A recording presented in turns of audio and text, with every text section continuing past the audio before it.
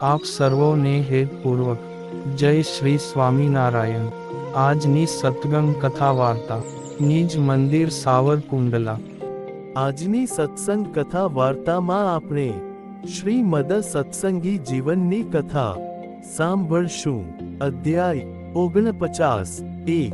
સુવ્રત મુનિ કહે છે કે, હે રાજન, વર્ણિ રાજ શ્રી હરિએ જગન્નાથપુરીથી એકલા જ દક્ષિણ ભારત તરફ પ્રયાણ કર્યું।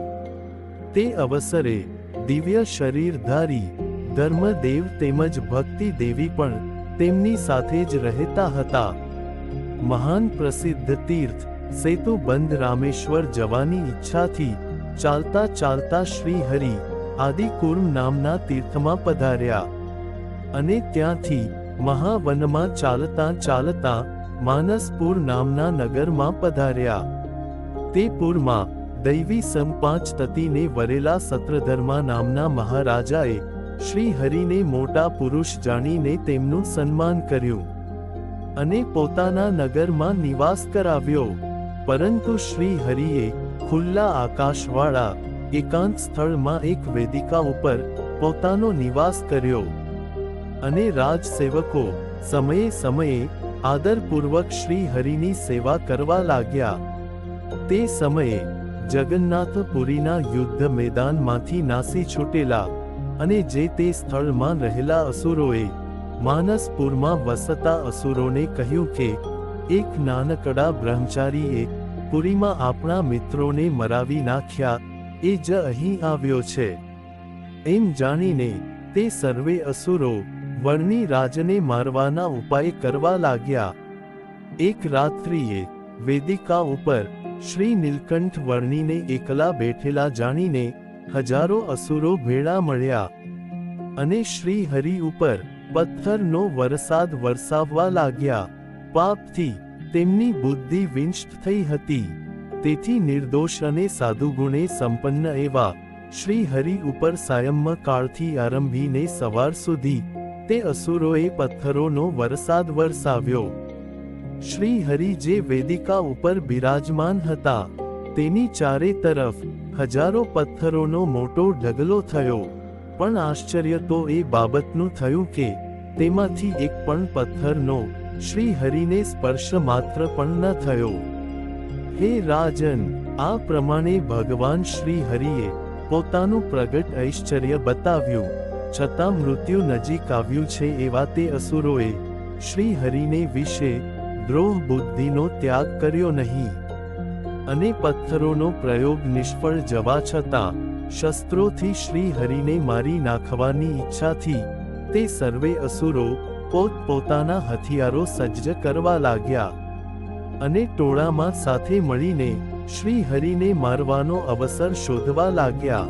પછી પ્રાતઃકાળે સત્રધર્મા રાજાએ પથ્થરના વરસાદમાં પણ વર્ણિ રાજનો બચાવ થયેલો જાણીને તત્કાળ ત્યાં આવ્યા અને સમસ્ત પુરવાસી જનો પણ ત્યાં આવ્યા।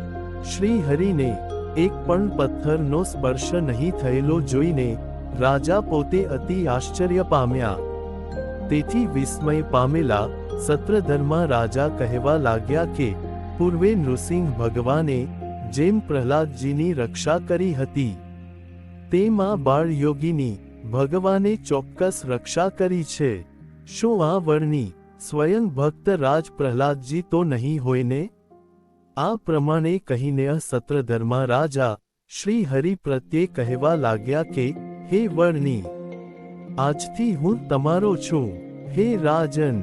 ત્યારબાદ ભગવાન શ્રી હરિએ મુમુક્ષુ સત્રધર્મા રાજા તથા મુમુક્ષુ એવા તેના સગા સંબંધીઓ તથા પ્રજાજનોને શાસ્ત્ર વિધિ અનુસાર ભગવાન શ્રી કૃષ્ણનો આશ્રય કરાવીને મંત્રોપદેશ કર્યો અને શ્રી હરિનો દ્રોહ કરનારા અસુરોને અતિ પાપી જાણીને રાજાએ પોતાના સૈનિકો દ્વારા તે સર્વેનો વિનાશ કરાવ્યો।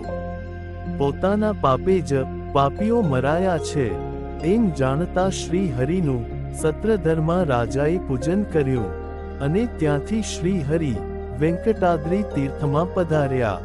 ત્યાં અર્ચા સ્વરૂપે બિરાજતા ભગવાન વેંકટેશ શ્રી વિષ્ણુના દર્શન કરી ત્યાંથી શ્રી હરિ શિવ કાંચી અને વિષ્ણુ કાંચી તીર્થમાં દર્શન કરીને શ્રી રંગ ક્ષેત્રમાં પધાર્યા. ત્યાં કાવેરી નદીમાં સ્નાન કરીને શ્રી હરિએ નદીના પૂર્વ ભાગમાં પુષ્પને ફળથી નમી ગયેલા વૃક્ષોથી શોભતો એક બગીચો હતો તેમાં ઉતારો કર્યો. ત્યાં શ્રી હરિ 2 માસ સુધી રોકાયા અને ત્યાંના વૈષ્ણવો સાથે શુભ સંવાદ કરીને પોતાના પ્રભાવથી તેઓમાં રહેલા દુરાચારનો ત્યાગ કરાવીને શુદ્ધ કર્યા. અને વળી શ્રી હરિ તે શ્રી રંગ ક્ષેત્રમાં રહેલા મારણ, મોહન, ઉચ્ચાટન આદિક અભિચારિક કર્મમાં પ્રવૃત્ત થયેલા હજારો વિપ્ર આદિકનો પરાભવ કરીને પોતાનો અલૌકિક પ્રતાપ વિસ્તારતા હતા. હે રાજન, શ્રી હરિના પ્રતાપથી તે વૈષ્ણવાદિકોનું અનાદિ માયાનું અજ્ઞાન દૂર થયું અને શ્રી હરિને જ પોતાના ઇષ્ટદેવ જાણીને તેમની ભક્તિ કરવા લાગ્યા. હે રાજન, શ્રી હરિ શ્રી રંગ ક્ષેત્રથી નીકળીને મહાપાપોને પ્રજળાવનાર એવા શ્રી સેતુબંધ નામના તીર્થમાં પધાર્યા. ત્યાં સમુદ્રમાં સ્નાન કરીને શ્રી રામેશ્વર ભગવાનના દર્શન કર્યા અને તપસ્વી જનોને અતિશય પ્રિય એવા તે તીર્થમાં 2 માસ પર્યંત નિવાસ કરીને ત્યાંથી એકાકી વિચરણ કરતા કરતા શ્રીહરિ સુંદરરાજ નામે પવિત્ર તીર્થમાં શ્રી વિષ્ણુ ભગવાનની સમીપે પધાર્યા. હે રાજન, સુંદર રાજ ભગવાનના દર્શન કરી ભૂતપુરી પ્રત્યે પ્રયાણ કરતા ભગવાન શ્રી હરિ અતિ ઘોર અરણ્યમાં આવ્યા.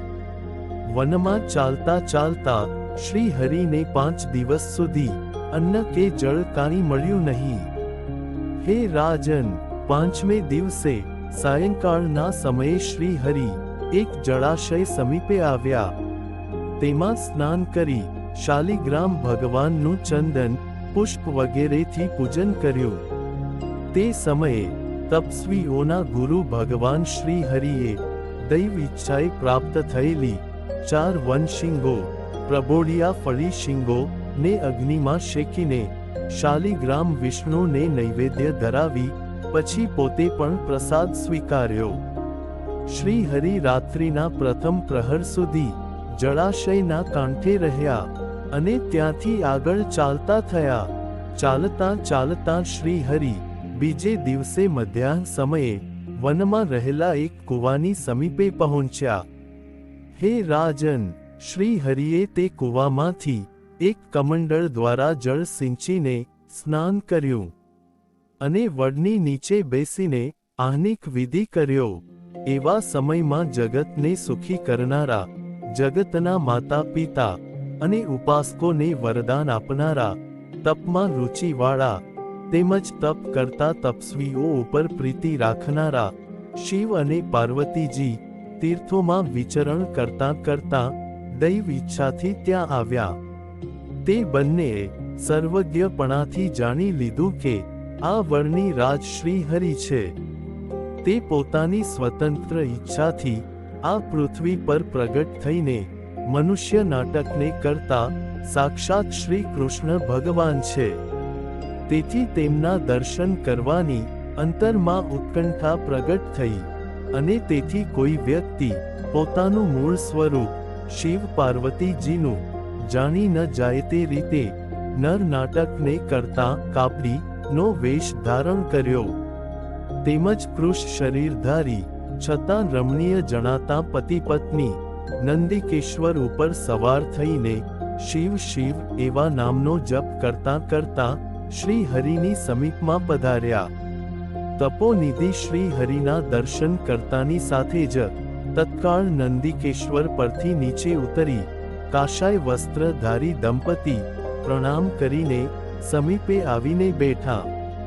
અને હવે પછીની કથા વાર્તા આપણે આગળના ભાગમાં સાંભળશું. અત્યારે આપ સર્વોને ભાવથી જય શ્રી સ્વામિનારાયણ.